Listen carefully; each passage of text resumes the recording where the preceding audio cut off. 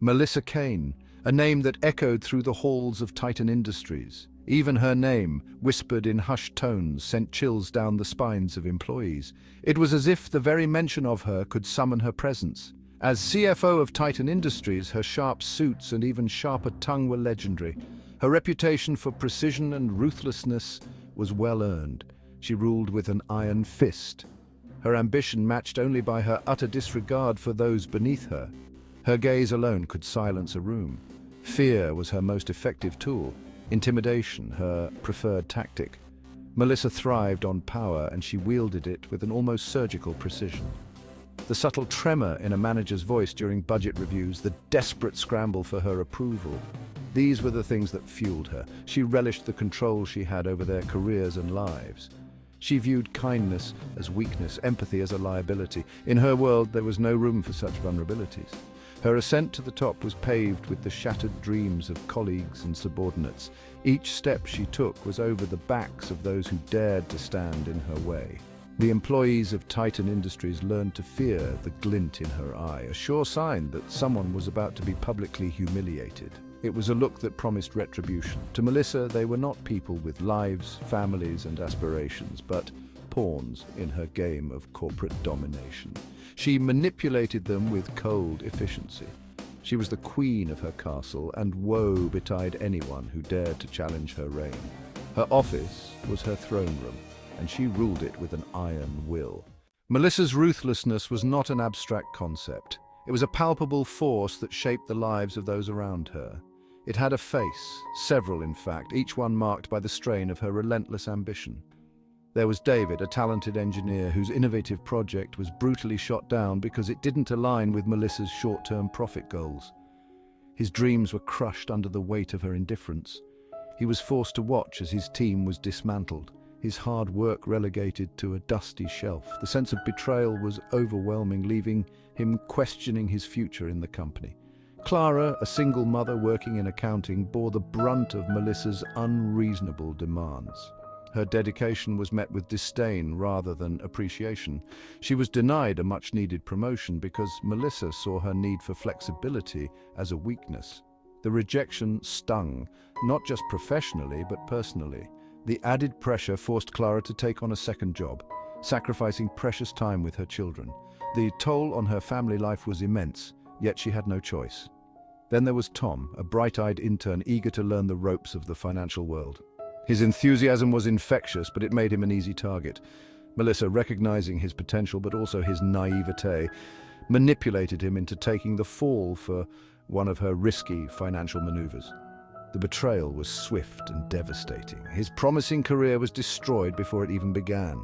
The disillusionment was profound, leaving him to pick up the pieces of a shattered dream. Despite the climate of fear, whispers of dissent began to circulate. Employees, emboldened by shared grievances, met in hushed tones at coffee machines and after-work gatherings.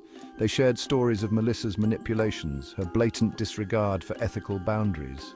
The whispers evolved into murmurs, gaining volume as Melissa's actions grew bolder. Rumors spread of cooked books, insider trading, and funds siphoned off to offshore accounts.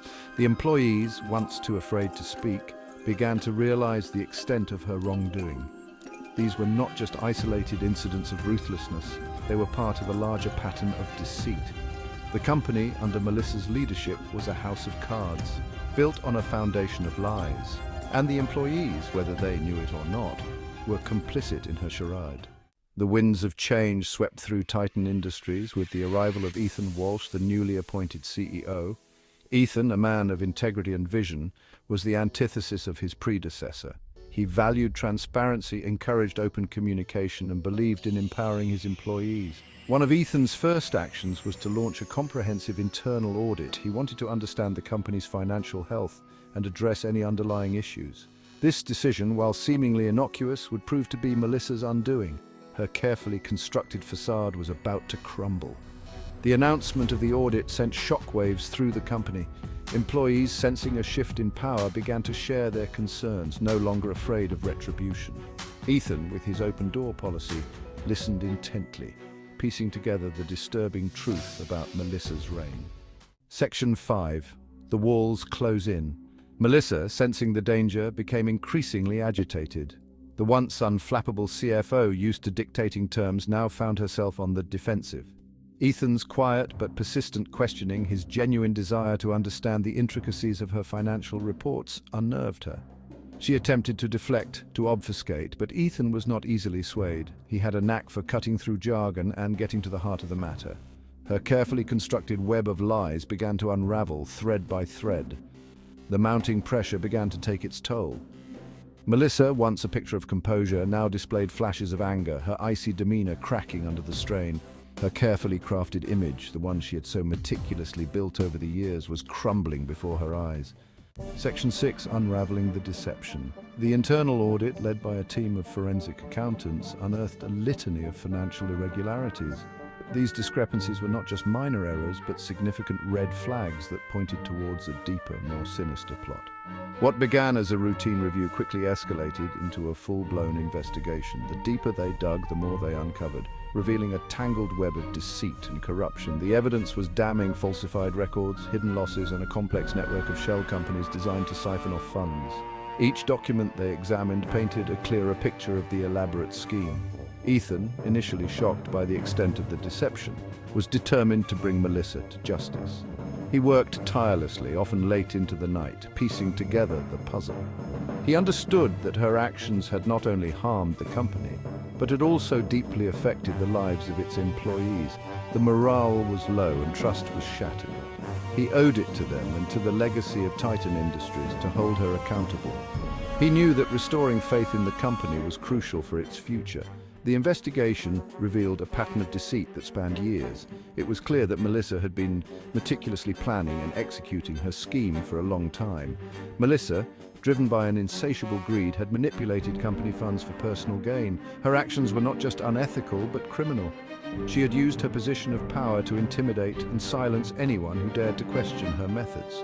Her reign of terror had created a culture of fear within the company, stifling any attempts at transparency or accountability. Section 7. The Fall from Grace. The news of Melissa's financial improprieties spread through the company like wildfire.